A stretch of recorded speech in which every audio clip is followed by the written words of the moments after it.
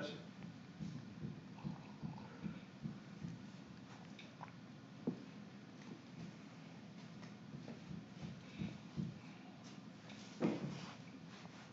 So probably the most overquoted and well-known Zen proverb is the one that goes, before enlightenment, chop wood, carry water. After enlightenment, chop wood, carry water. It's been around so long nobody even knows who said it, or even if anybody said it. You can picture I like to picture some ancient Chinese sage, though, saying it. It's given a lot of attention, but really, in the context of what we've been discussing with mind, I think it's pretty simple. A lot of Buddhist teaching, focuses on mundane things. Much is talked about in terms of washing dishes, or the tradition even in a lot of monastic communities is that the more menial the task, the more a senior person does it. So the Roshi is the one who cleans the toilets, because that's this practice of making the mundane very sacred by bringing real attention to it. Today we probably would redo that quote and say, before enlightenment, log on, post tweet. After enlightenment, log on, post tweet. Or whatever we might do during our day that's mundane, that we don't pay attention to very much. We might not even be aware that we're doing it. A wonderful talk I have on audio tape of Peter Matheson, who's a great writer, of course. He's written wonderful books. His magnum opus was probably the book he wrote about the Wounded Knee Massacre. But also wrote a lot of nonfiction and was a journalist and a lot of things. And he's also a Zen teacher. He's been a highly regarded Zen teacher for years. And he has a wonderful talk that he gives in this tape about Zen and about writing and about where the two meet. But one of the things he talks about that always sticks with me is he does talk about washing dishes.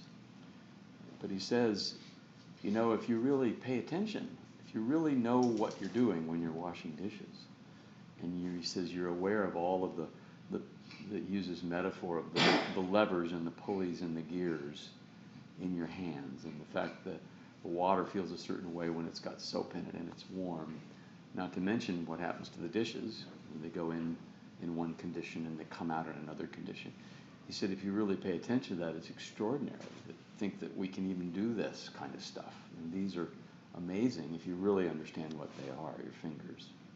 And what he says is most of the time we don't. Most of the time we trample on these moments, and he uses that word very, very intentionally. And I think that's really clear. So we trample on what?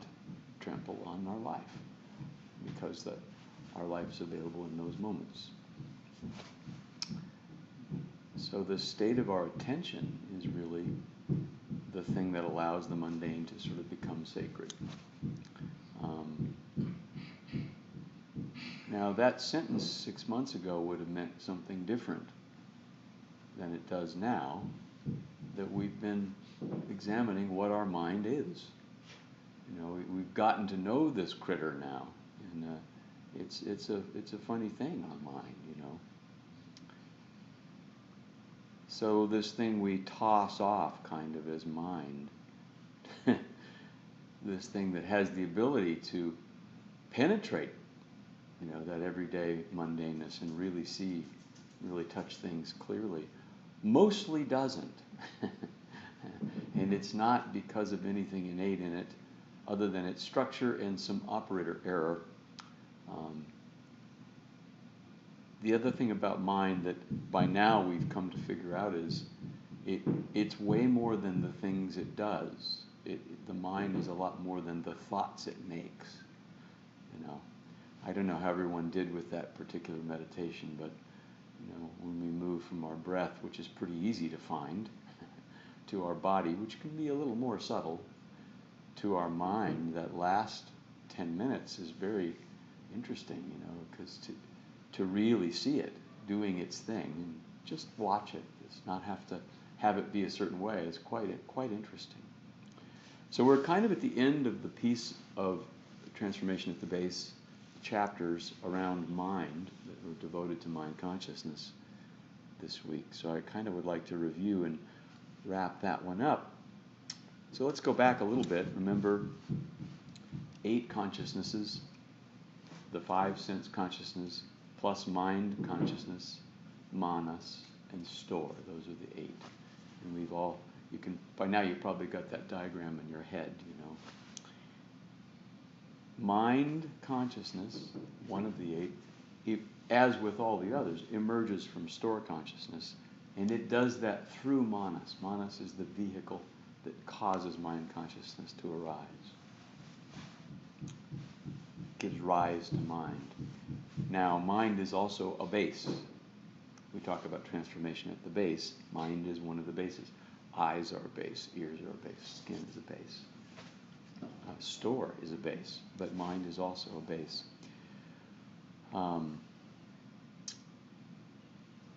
Eyes have as their objects of consciousness things you can see, forms and colors and motion. Mind has as its objects of consciousness the things that mind touches, which are thoughts, perceptions, ideas, cognizing, ruminating, dreaming. Those are the objects of mind consciousness, that they work very much in concert. The difference with mind is that because it arises from manas, it has some interesting proclivities, I guess is a good word. Manas, remember, always misperceives. Manas is always fundamentally misperceiving. And the reason is because, remember, manas is sourced down in store by attaching to some of the seeds in store, putting a little fence around them or holding them in its little metaphorical hand and saying, this is me. This defines me. This is myself and I'm separate. Not only that, I love this, I cherish it, I have to protect it, and I have to take care of it. And that's what manas does. And remember, there's 2 sides to that, The action of manas in its role of protecting the false self that it thinks it is part of the reflex we have so that if somebody throws a rock at our head, our hand comes up. We don't have to think about that. If somebody goes like this at your face, the hands are up there. You don't have to go through an analytical process of, those look like projectiles and they seem to be aimed toward my face. The hands come up, right? If you slip and fall, your hand will go down. Your hand will catch you before any other part of you hits the ground, if it can. So, manas has some value to us, obviously, but it also, because it's confused, it also gets in our way, because it filters everything through that false sense of a separate self. So if we don't look deeply with mind, now mind has the capacity, by the way, to touch the store directly and to touch other sense consciousnesses directly, but it doesn't usually, because usually manas is in charge. If we cultivate the ability to think clearly through mindfulness, we can avoid living our life in that dichotomy of the snake versus the garden hose that we've talked about, where everything about us says that's a snake, but upon looking more deeply we realize it's only the garden hose and we needn't be alarmed at all. Remember also we talked about the 3 realms, or the 3 modes of perception.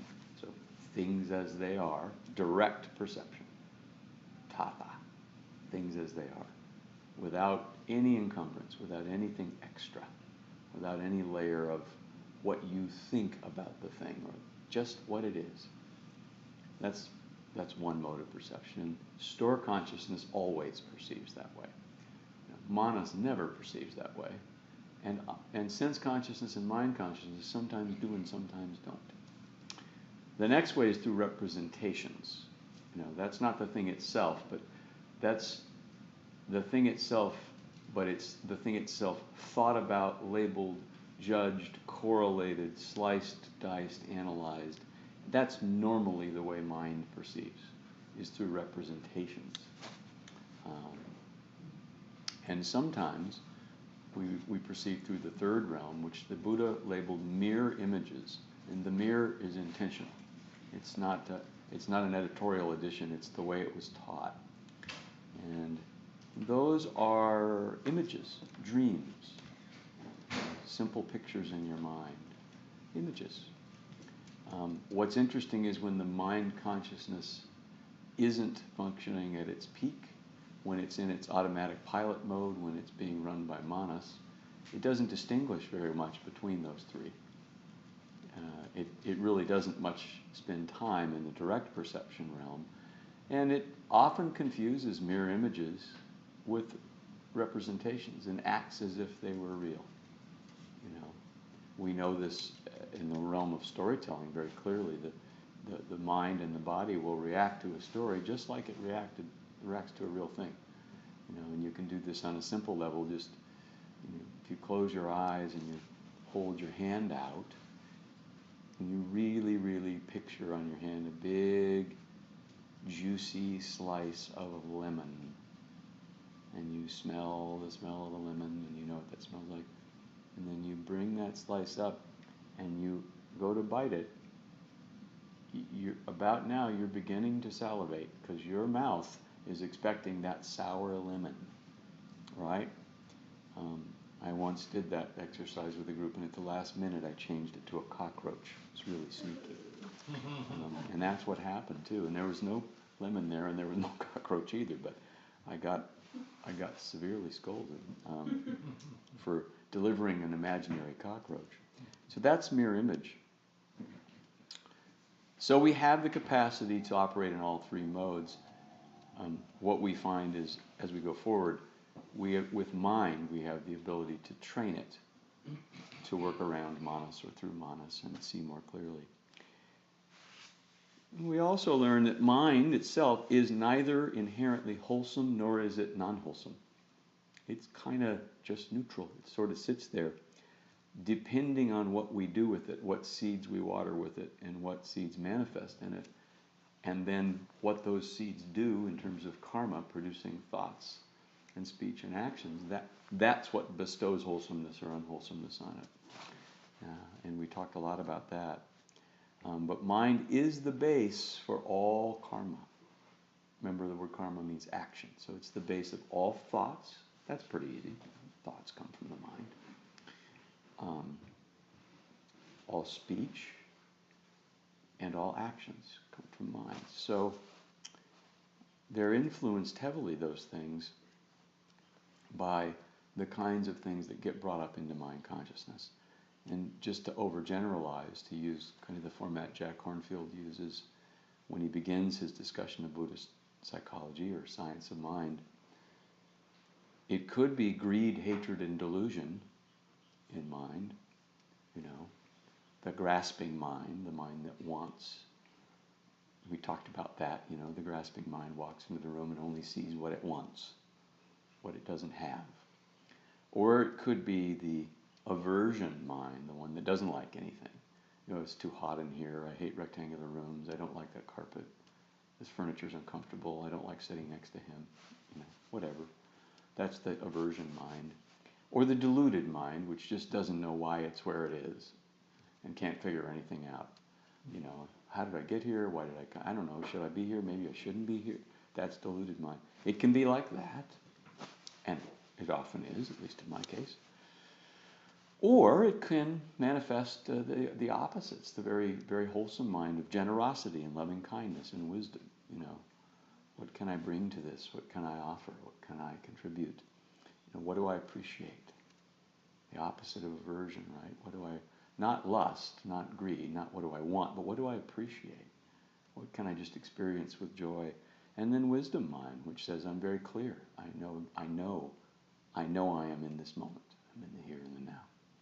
And the mind can do both and probably mixes all that up into a nice little blender, and all of the 51 mental formations categories that go with those states of mind all the time. What's really interesting about mind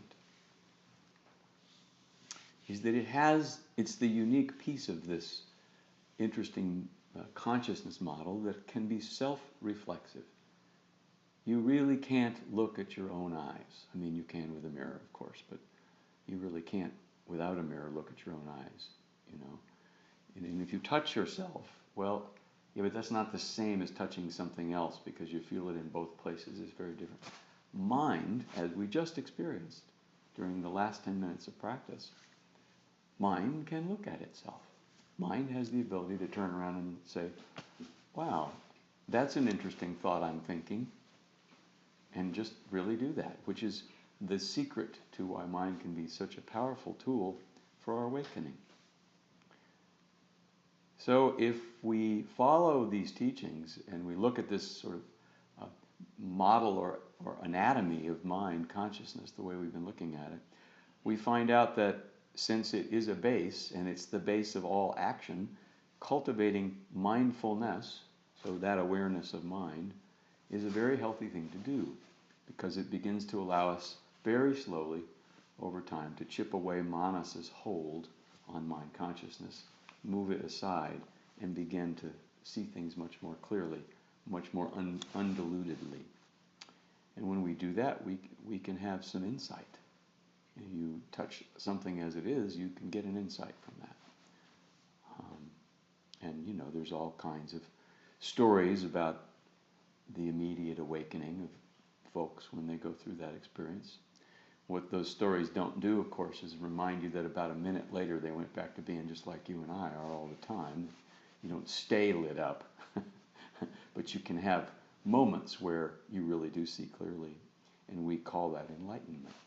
That's awakening. And that's all it is. And it's not special. You know, the interesting thing about all this is this practice is not about somehow creating or arriving at some magical moment, some magical condition, you know, where the wizard has waved his wand and now everything is clear. You know, it's not magical, it's mundane. Chop wood, carry water, clean the toilet.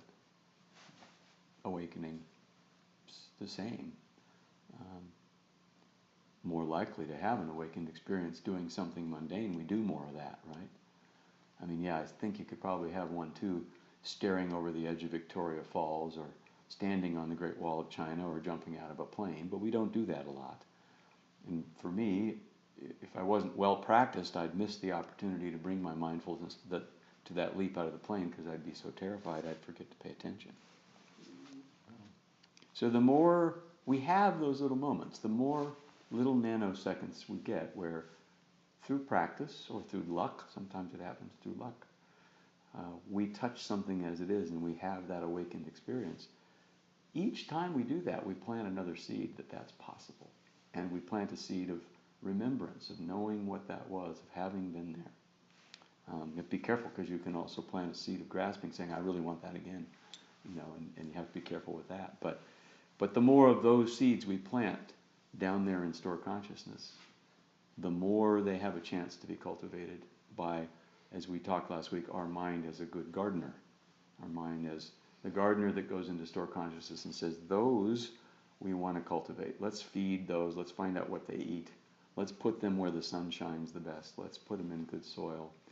These over here, not so much. We want to keep those weeded back so they don't take the energy away from this.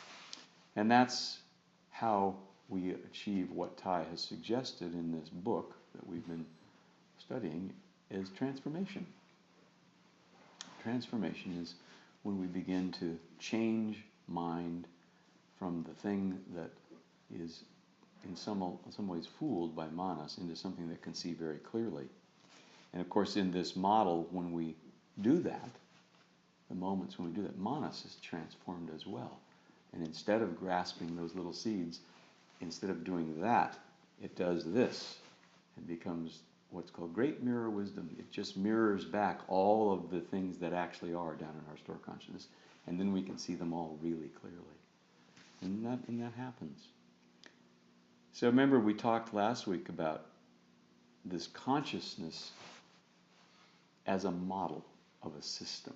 And we talked about inputs and throughputs and outputs and outcomes, and the classic sort of general systems theory model. Thought, speech, and bodily actions come out as outputs, and we have perceptions and mental formations and seeds and karma and all these things as inputs. And those outputs, create outcomes too. That's what happens when we talk. It's what happens when we move our body. It's what happens when we think, even.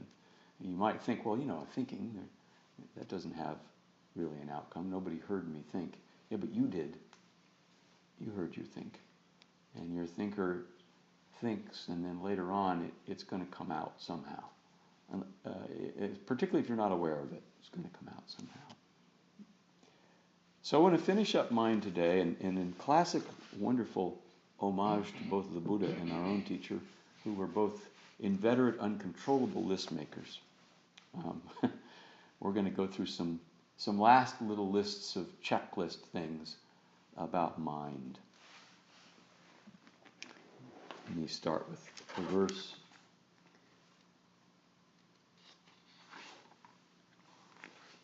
Mind consciousness is always functioning, except in states of non-perception, the two attainments, deep sleep and fainting or coma.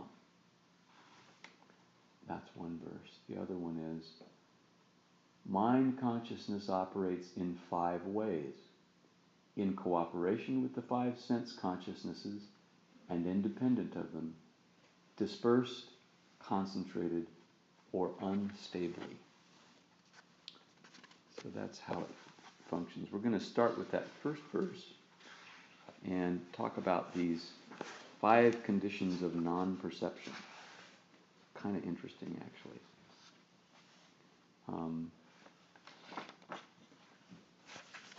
So let's take them in reverse order because I think they're easier that way. Coma, fainting. And by the way, I would add to that anesthesia, which is sort of coma, but induced. Your mind consciousness is not active. It's not perceiving anything when you're in a coma, at least as far as we know. Both science, medicine, testing it, and the science of mind traditions, like Buddhism that looked at it, pretty much all agree that, when you're not conscious, your mind isn't perceiving anything. They use the pinprick test for a patient when they're in coma to see if they can get a reaction. So that's an easy one. The next one we all go through all the time, or at least if we're lucky, do. The notion of very, very deep sleep. The psychologists have done a pretty good job of breaking sleep into 5 stages. Most of us are familiar with that. But deep, dreamless sleep is what they call stage 4 sleep. And it's when your brain makes these big delta waves, they're called, and they're extremely, extremely slow waves of pretty high amplitude. So consciously, if you look at an EEG, it's spiky, and the spikes and lines are real close together. And if you look at the same thing during stage 4 sleep, deep sleep, it's not spiky. It's a long, gradual hill and a long, gradual hill down with really low frequency. Those peaks only happen every little bit of time. So delta wave activity is a part of sleep. That's where sleepwalkers walk. Or if a kid wets the bed, that's when that usually happens, or has night terrors. And night terrors aren't really dreams. They're different. They come from a different part of the brain. And so if someone's in deep stage 4 sleep, they're really hard to wake up. That's that sleep, teenagers are really good at it, where you can go to the bed and pick up the person's arm and it just falls back down and they don't wake up. That's that deep dreamless stage 4 sleep. And the scientists will tell you it lasts from anywhere from 5 to 15 minutes, although there's now a lot of feelings that the first time you hit it in your sleep cycle, it can last about an hour. And this is the one where we're repairing. The deep sleep, when the perception of the mind consciousness is turned off, more and more neurologists are now saying this is when the brain begins to repair itself. Not just, it does a lot of things. It's kind of the equivalent of doing repacking in the disk on your computer. It goes and finds the fragments and stores them all in the right place. But it also turns out it physically is repairing. This is when the different cells, particularly the astrocytes, the stuff we used to call gluons because we just thought it stuck everything else together. Now it turns out it's more important than the gray matter. All that stuff's beginning to rebuild. So that's why you get weird if you don't sleep, among other things. You really have to have this period. But during this period, mind consciousness is not perceiving. There's no perception going on, so it's kind of off. So those are two that are sort of organic or biological, common, easy to understand. There are three of the five, the last three of the five, that are a little more esoteric. So let's learn about these. The two of them are called the two attainments, and they're actually meditative states. Let's listen a little bit here. Oh, I'm sorry, let me go back to. So let's think for a second. Would you want to live without perception? Would it be an interesting thing? Well, it turns out there are lots of beings that do. Here's what Thich says. He says, on our own planet, there are species of living creatures that do not have perception, that are active without perception, and perhaps they have more happiness because mind consciousness doesn't function without perception. These beings also have the causes and conditions to be born in the realm of non-perception. The poet Gwen Kong Tru writes, in my next life, may I not be born human, but as a pine tree, singing between heaven and earth. The pine tree belongs to the realm of non-perception. This realm is much fresher than the realm of perception, inhabited by human beings. If you look around, you can touch the realm of non-perception. In fact, though it may sound strange, you don't have to perceive in order to be alive. The beings that exist without perceptions are very much alive, even more joyful and healthy than we are. But human beings only understand perception in terms of human experience. When we feel unstable, agitated, afraid, or miserable, we look at the blue sky, the rocks, and the beautiful trees, and we envy them. We would like to be a beautiful tree standing on the slope of a mountain, singing in the wind. Is it better to have perceptions or not? Much of what we see and hear every day breaks our hearts. When we're born or reborn in the world of non-perception, we live without needing mind consciousness. Manas and store consciousness continue to function in this realm. There's still the notion of a self and the energy that grasps at a self, but our eye consciousness and ear consciousness can touch the world of suchness without distorting it. With mind consciousness, we tend to distort things, so it may be a blessing to be born in the world of non-perception. So that's the third realm, the realm of non-perception. Interesting to think about. Then there's the two attainments. So these require no journey to a different realm, but actually kind of happen here. The first of the two is called asamjñeka samapati. I'll mangle the Sanskrit as I always do. And it's when a meditator, during meditative practice, experiences no perception and also no need for perception. So it's both our perception is shut down, but also the mind isn't saying, hey, where's the perception? No need for perception. We're fine. There's a lot of stories about the Buddha, he would be meditating deeply and, huge carts being pulled by oxen would roll by, 5 feet from where he was sitting, and thunderstorms would come and go with lightning and thunder and hailstones, and he would just sit. And when he was done, he would be amazed when people told him what he missed. Really? Thunderstorms? Because he was in this state where, as part of a deep practice, he was aware, but not perceptually aware. So that's kind of the fourth one. The other one is called Nirodha Samapati, which means the attainment of cessation. And this is, remember when we studied the Bhumis, when we were looking at the Bodhisattva path, this is equivalent of the 8th stage of the Bodhisattva path. And this is really getting out there. The mind is so concentrated that really the mind is said to be absent, even though it's clearly still there somewhere. No perceptions, no thoughts, and no mental formation. So imagine awareness, but no awareness of anything. just, if you will, the carrier wave of your mind, just steady in itself with no awareness. So this, I just chose this because I like the flowery language. Nagarjuna, we love to listen to him. He says, the eighth is the immovable, the youthful stage. Through non-conceptuality, he is immovable. And the spheres of his body, speech, and mind's activity are inconceivable.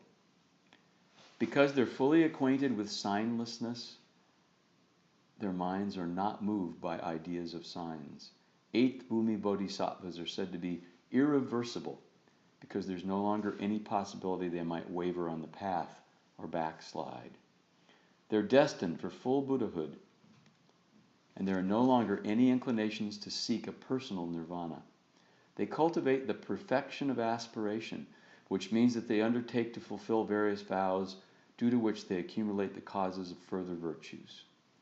Although they resolve to work for the benefit of others, and they pervade the universe with feelings of friendliness toward all sentient beings, these bodhisattvas have transcended any tendency to misunderstand anatta. Their understanding of emptiness is so complete that it overturns innate delusions and reality appears in a completely new light. They enter into meditation on emptiness with little effort. Bodhisattvas on this level are compared to people who have awakened from dreams, and all their perceptions are influenced by this new awareness. They attain the meditative state called forbearance regarding non-arisen phenomena, due to which they no longer think in terms of inherent causes or inherent causelessness. They also develop the ability to manifest in various forms in order to instruct others. Compassion and skillful means are automatic and spontaneous. There's no need to plan or contemplate how best to benefit others, since bodhisattvas on the eighth level automatically react correctly to every situation. Nagarjuna was clearly very enamored of this stage. So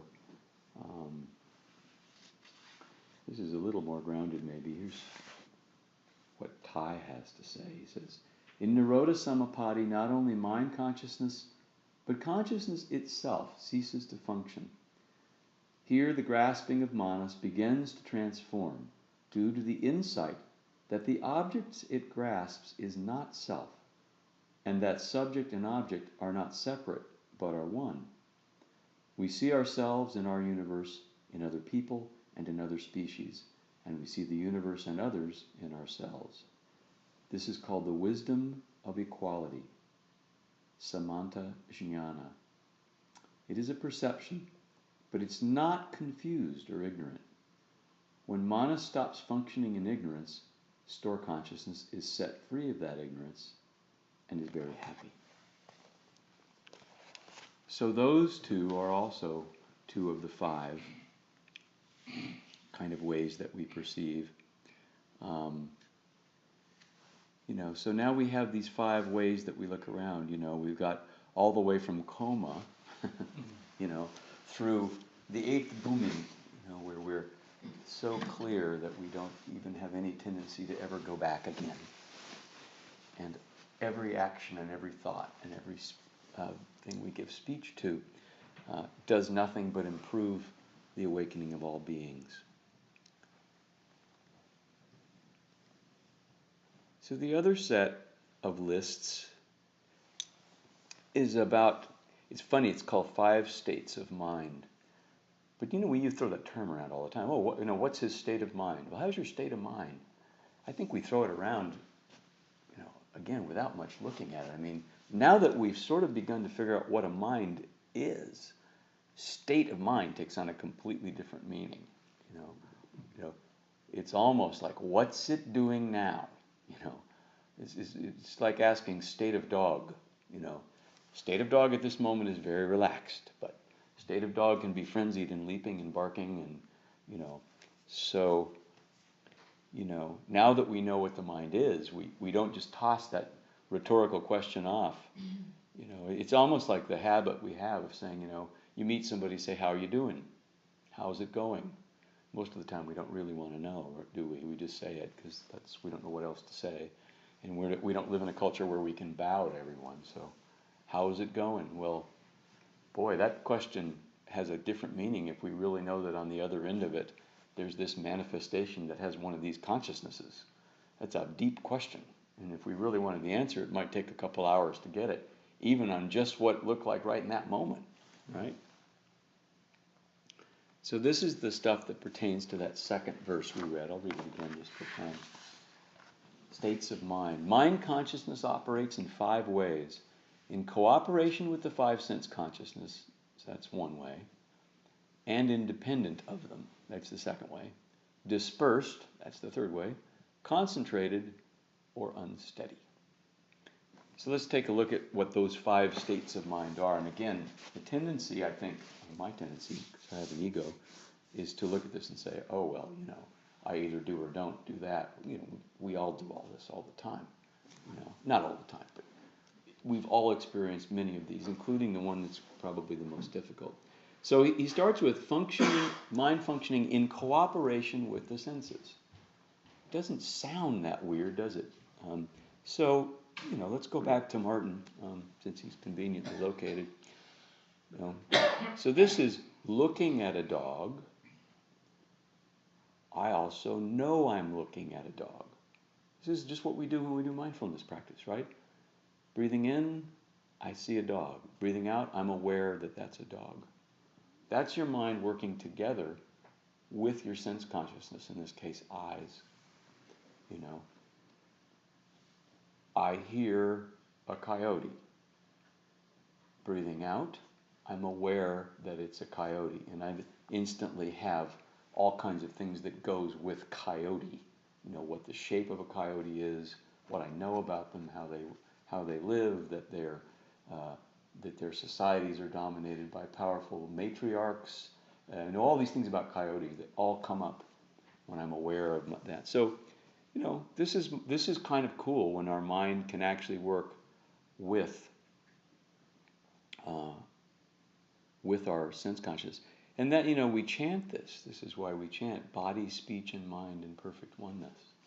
That chant is a mantra when we do it mindfully that recollects us, brings us back into one harmonious whole so that we're really there, So the second way it functions is independent of the senses.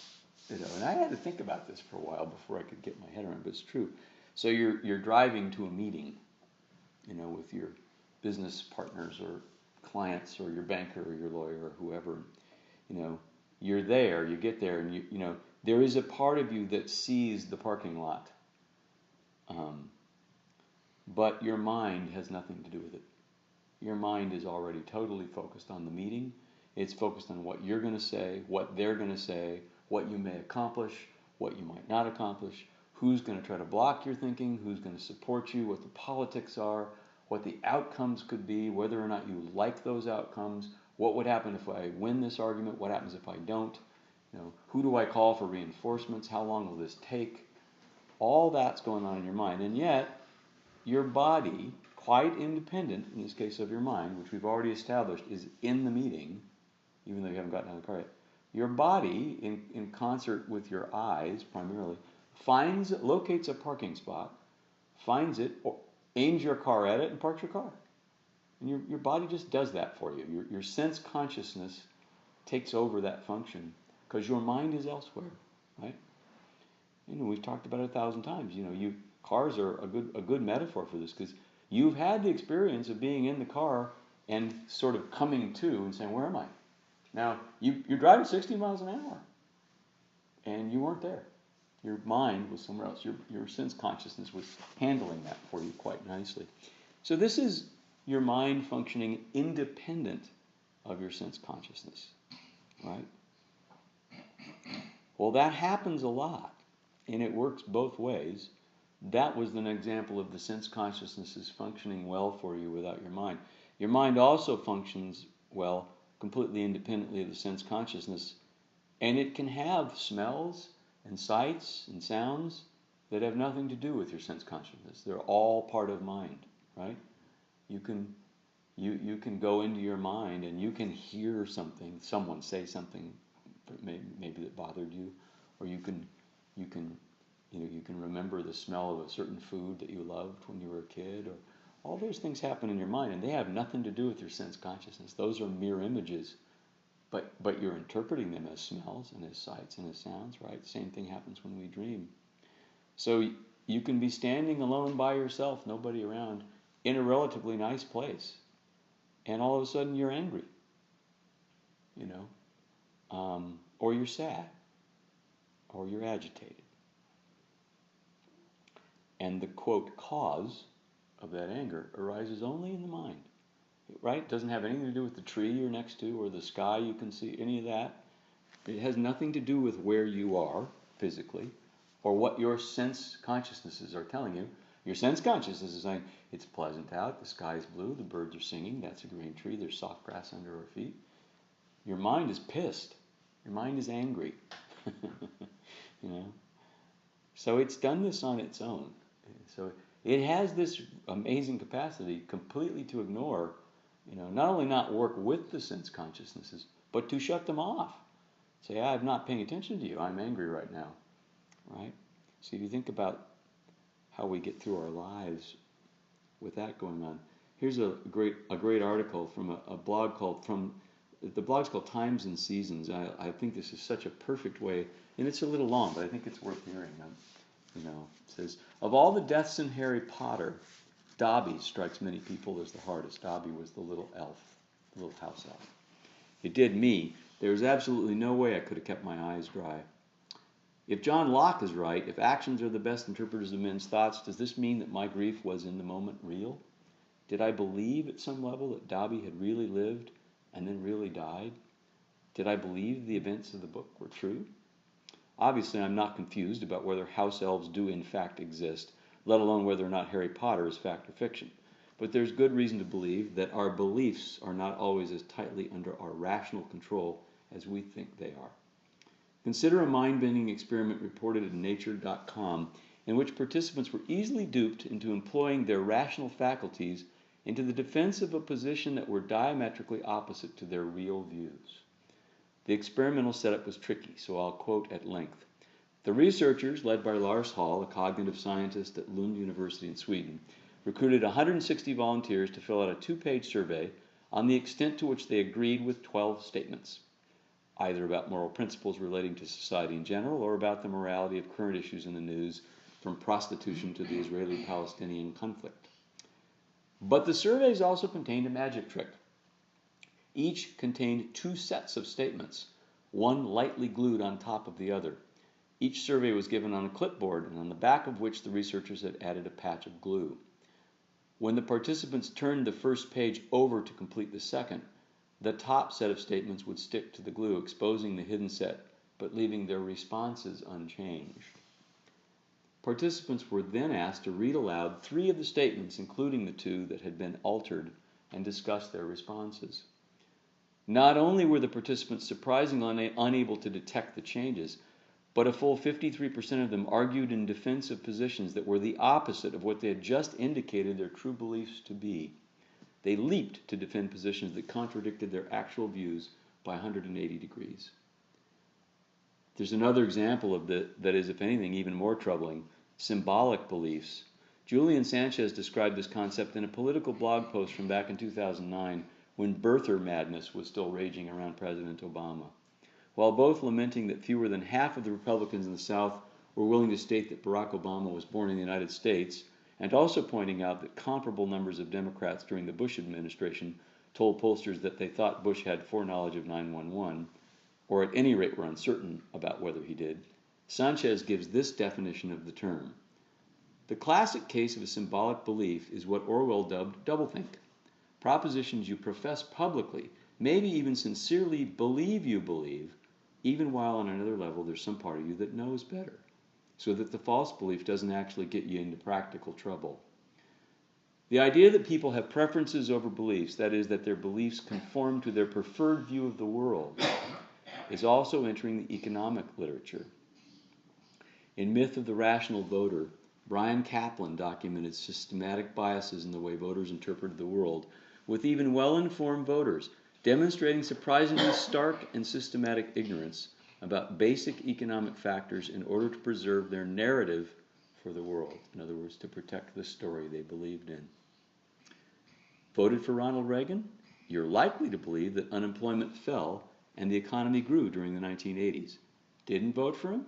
You're likely to believe the exact opposite. Substitute in Bill Clinton and the 1990s and you get the same trend. The actual numbers just don't matter. And most shockingly, neither did your overall intelligence, education, or level of familiarity with the news. The evidence is very strong. Our perception of the world is heavily distorted by what we expect, what we desire to see. So that's your mind at work, decoupled from your sense consciousness. So we'll go to the third state, which is the one we know so well. Here's where we live every day. Dispersion. Monkey mind. This is our standard operating procedure mind. You know, what is it like? We jump from one thought to the next. We synthesize. We move on. We get caught by snags. A thought pops up. That thought generates worry about something that might happen that hasn't happened yet. And so now we go off on a tangent and we worry about that and we develop fear around it. Or a snag comes up and it captures us with something we, either have a sorrow or maybe a nostalgic feeling about that happened a long time ago that's also not present now. So this is mind operating alone, no direct contact with the senses, and very dispersed, not grounded. For me, I like to call it spinning, or, as I said, the mosquito on crack mind. This is the mind that just pings and pings and pings and won't be quiet. And again, it tends to be decoupled from not only from things as they are, but from even the sense data that would come from senses to tell it. If you really think about it, your mind gets to a point where it finds something in the future to be fearful about. Well, if you asked it, if you could pause the mind and say, well, wait, could you show me that? Your eye consciousness would look around and wouldn't be able to see it because it's not there. Your ear consciousness couldn't hear it. Your touch consciousness couldn't feel it. Your nose couldn't smell it. It's just mind that does it. And that's where we mostly spend our time. And then the last one, the fifth one, well, the fourth one, I should say, sorry. Fourth one is unstable mind. And this is the disturbing one, and this is what we call mental illness. The Buddha called it unstable mind, but neurosis and psychosis. And this is when that monkey tendency, that mind racing tendency, gets to the point that we have trouble distinguishing between things that are just in here and things that are real out here. And if you think that that's somehow someone else, think again. Because to some extent, we've almost all experienced it to some level. Even a really serious nightmare technically is a form of mental illness defined this way. You wake up, and maybe you haven't had this happen, but I certainly have. You wake up from a particularly vivid dream, and it takes you a few hours that day to shake it off. My dad was famous for this. My dad used to have dreams, where he'd have a nightmare, and in the nightmare, my mom would refuse to help him, and he'd be mad at her for like a week. No, I'm mad at you. You didn't help. What are you talking about? Well, I was in trouble, and you wouldn't help me. Now he was halfway tongue-in-cheek about it, but he really did have those feelings. So what happens is, when our mind is unstable, this baseline dispersion that we talk about with monkey mind gets amplified. And that begins to feed back on itself. And we talked about positive feedback loops. Pretty soon you have real trouble figuring out what's real and what's not real. And that's difficult. And it's not to make light of. We need help when that happens. And you can intervene with therapy, and you can intervene with medicine. You can also intervene with mindfulness. That can help too. Just to share with you some statistics, just to show you how prevalent this is from the National Institutes for Mental Health. 26.2% of Americans that are adults suffers from a diagnosable mental order in any given year. That's a lot of people. That's 60 million people in our country alone. 20 million Americans have a mood disorder. 14.8 have major depression. 5.5 have bipolar disorder. 2.4 million people suffer from schizophrenia. 40 million Americans have an anxiety disorder. 6 million panic. 2 million have OCD.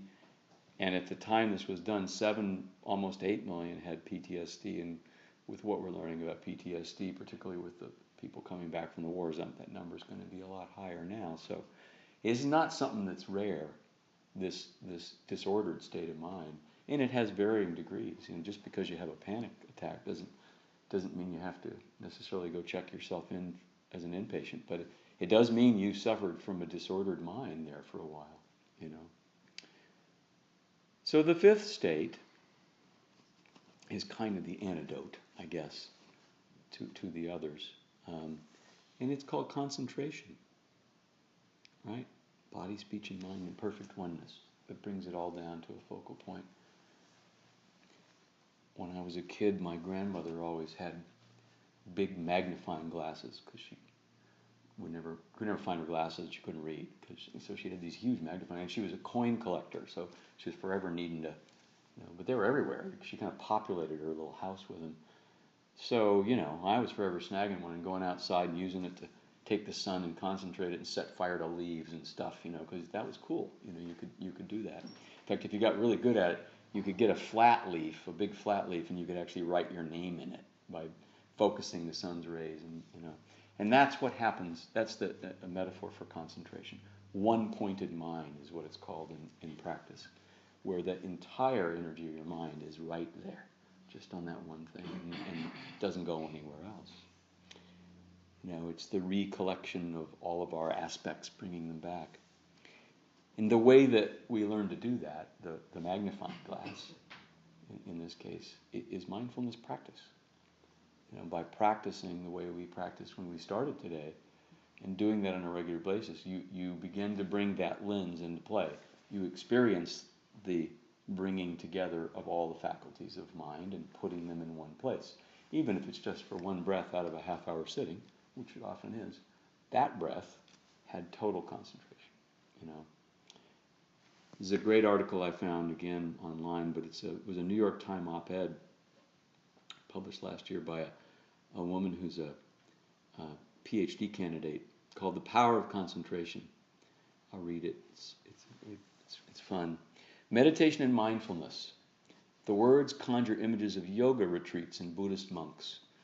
But perhaps they should evoke a very different picture, a man and a deerstalker puffing away at a curved pipe, Mr. Sherlock Holmes himself. The world's greatest fictional detective is someone who knows the value of concentration, of throwing his brain out of action, as Dr. Watson puts it. He's the quintessential unitasker in a multitasking world. More often than not, when a new case is presented, Holmes does nothing more than sit back in his leather chair, close his eyes, and put his long, thin-fingered hand in an attitude that begs silence. He may be the most inactive, active detective out there. His approach to thought captures the very thing that cognitive psychologists mean when they say mindfulness. Though the concept originates in ancient Buddhist, Hindu, and Chinese traditions, when it comes to experimental psychology, mindfulness is less about spirituality and more about concentration. The ability to quiet your mind, focus your attention on the present, and dismiss any distractions that come your way. The formulation dates from the work of the psychologist Ellen Langer, who demonstrated in the 1970s that mindful thought could lead to improvements on measures of cognitive function and even vital functions in older adults. Now we're learning that the benefits may reach further still and be more attainable than Professor Langer could have imagined. Even in small doses, mindfulness can affect impressive changes in how we feel and think, and it does so at a basic neural level. Transformation at the base. In 2011, researchers from the University of Wisconsin demonstrated that daily meditation-like thought could shift frontal brain activity toward a pattern that is associated with what cognitive scientists call positive, approach-oriented emotional states, states that make us more likely to engage the world rather than to withdraw from it. Participants were instructed to relax with their eyes closed, focus on their breathing, and acknowledge and release any random thoughts that might arise. Then they had the option of receiving 9 30-minute meditation training sessions over the next 5 weeks. When they were tested a second time, Their neural activation patterns had undergone a striking leftward shift in frontal asymmetry, even when their practice and training averaged only 5 to 16 minutes a day. As little as 5 minutes a day of intense Sherlock Holmes-like inactivity and a happier outlook is yours for the taking, though this particular benefit seems to have been lost on Holmes himself, what with his bouts of melancholy and his flirtations with a certain 7% solution. A quick survey will show that the paradox is illusory. Holmes is depressed when there's no target for his mental faculties. Give him a project and balance is restored. But mindfulness goes beyond improving emotion regulation. An exercise in mindfulness can also help with that plague of modern existence, multitasking. Of course, we'd like to believe that our attention is infinite, but it isn't. Multitasking is a persistent myth. What we really do is shift our attention rapidly from task to task. Two bad things happen as a result. We don't devote as much attention to any one thing, and we sacrifice the quality of our attention. When we're mindful, some of that attentional flightiness disappears as if of its own accord. In 2012, researchers led by a team from the University of Washington examined the effects of meditation training on multitasking in a real-world setting. They asked a group of human resource professionals to engage in a type of simultaneously planning they did habitually. Each participant was placed in a one-person office with a laptop and a phone and asked to complete several typical tasks: schedule meetings for multiple attendees, locate free conference rooms, write a memo, etc. The information necessary to complete those tasks, delivered it as it otherwise would be, by email, through the instant messages, and over the phone and in person. The list was supposed to be completed in 20 minutes or less. After the multitasking free-for-all, participants were divided into 3 groups. One was assigned to an 8-week meditation course, 2 hours of instruction weekly. Another group didn't take the course at first, but took it later. And the last group took an 8-week course in body relaxation.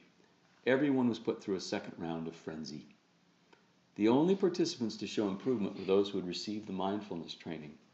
Not only did they report fewer negative emotions at the end of the assignment, but their ability to concentrate improved significantly. They could stay on task longer, and they switched between tasks less frequently. While the overall time they devoted to the assignment didn't differ much from that of the other groups, they spent it more efficiently. They engaged, on average, in just over 40 discrete tasks, test-related behaviors that had a definable start and end time, spending approximately 36 seconds on each, in contrast to the 48 to 50 tasks attempted by the other groups, with an average of only 30 seconds per activity. They also remembered what they did better than the other participants in the study. The concentration benefits of mindfulness training aren't just behavioral, they're physical. In recent years, mindfulness has been shown to improve connectivity inside our brain's attentional networks, as well as between attentional and medial frontal regions, changes that save us from distraction. Mindfulness, in other words, helps our attention networks communicate better and with fewer interruptions than they otherwise would. These effects make sense. The core of mindfulness is the ability to pay attention. That's exactly what Holmes does when he taps together the tips of his fingers or exhales a fine cloud of pipe smoke. He's centering his attention on a single element. And somehow, despite the seeming pause in activity, he emerges time and time again far ahead of his energetic colleagues. In the time it takes old Detective Mac to traipse around all those country towns in search of a missing bicyclist in the Valley of Fear, Holmes solves the entire crime without leaving the room where the murder occurred. That's the thing about mindfulness. It seems to slow you down, but it actually gives you the resources you need to speed up your thinking. The implications are tantalizing. Mindfulness may have a prophylactic effect. It can strengthen the areas that are most susceptible to cognitive decline. When we learn to unitask, to think more in line with Holmes's detached approach, we may be doing more than increasing our observational prowess. We may be investing in a sounder mental future, no matter how old we are. So that's a good way, I think, to close out our section on the mind. This is not magic. We have a lot of science that's out there. I think more important than that, you can ask, and it'd be a fair question, particularly as students of the Buddha. Our teacher has said to be questioning all the time. Those two states of meditative consciousness we discussed, where the perception goes away. Is that real? Can you prove that? I don't know. I'm not sure I can prove it. I think the issue is, has anyone ever experienced it? There seem to be plenty of people who will have given testimony that they have experienced it. I think the best way to find out if it's true is to try it. And that's what Buddha taught. Maybe it's not true. Maybe it's hyperbole made up for the storytelling purposes of getting across the value of mindfulness practice. But somehow I think those stories have persisted an awful long time to have had nobody ever enjoy the result. So I'm going to close with just a rereading of the entire section of verses on mind consciousness, just to kind of cement it in our noggins as final review. With manas as its base and phenomena as its objects, mind consciousness manifests itself. Its sphere of cognition is the broadest. Mind consciousness has three modes of perception. It has access to the three fields of perception and is capable of having three natures. All mental formations manifest in it: universal, particular, wholesome, unwholesome, and indeterminate. Mind consciousness is the root of all actions of body and speech. Its nature is to manifest mental formations, but its existence is not continuous. Mind consciousness gives rise to action that lead to ripening, and it plays the role of the gardener, sowing all the seeds. Mind consciousness is always functioning, except in states of non-perception, the two attainments, deep sleep, and fainting or coma. Mind consciousness operates in 5 ways: in cooperation with the 5 sense consciousnesses and independent of them, dispersed, concentrated, or unstably.